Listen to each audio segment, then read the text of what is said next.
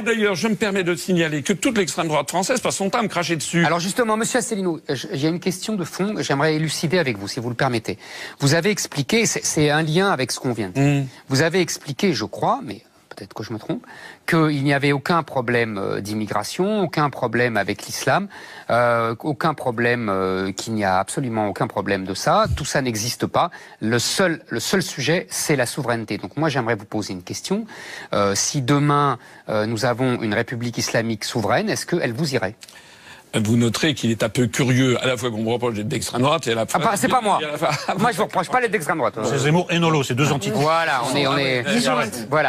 on n'est pas si à moi. Vous êtes pour un rassemblement des républicains chez Gabana. Voilà, exactement. Non, répondez à ma question à moi. Alors moi, je réponds à votre question. J'ai jamais dit qu'il n'y avait pas de problème avec l'islam. Ah bah c'est ce que j'ai lu. Alors on a déformé vos propos. Non, je n'ai jamais dit ça. Ce que je dis, c'est que pour un président de la République, il doit exercer par son arbitrage le fonctionnement régulier des pouvoirs publics et la continuité de l'État. C'est l'article 5 de la Constitution. Un président de la République doit rassembler. Il ne doit pas chercher à diviser les Français.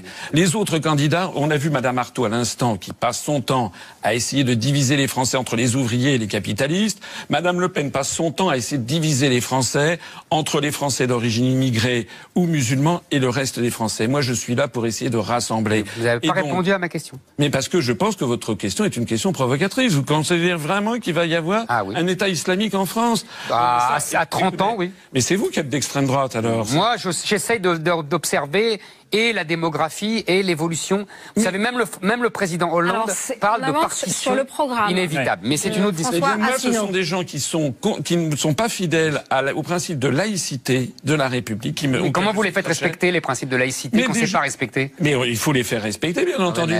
Mais comment vous faites si vous dites qu'il n'y a pas de problème? Mais j'ai pas dit qu'il n'y avait pas de problème, mais il faudrait aussi peut-être commencer à avoir une politique internationale qui soit respectée. Mais quel rapport? Écoutez, quand on va bombarder dans des guerres illégales, par exemple la Libye, sans aucun mandat de l'Organisation des Nations Unies, quand il y a des manœuvres de déstabilisation du Moyen-Orient, donc c'est à cause de ça qu'il y a de plus en plus de femmes voilées dans la rue? Non, mais ça fait partie d'un ensemble. Non, mais moi ça m'intéresse parce que je vous signale que la Suède ne bombarde personne depuis le 18e siècle, le 17e siècle, ils font plus de guerre les Suédois.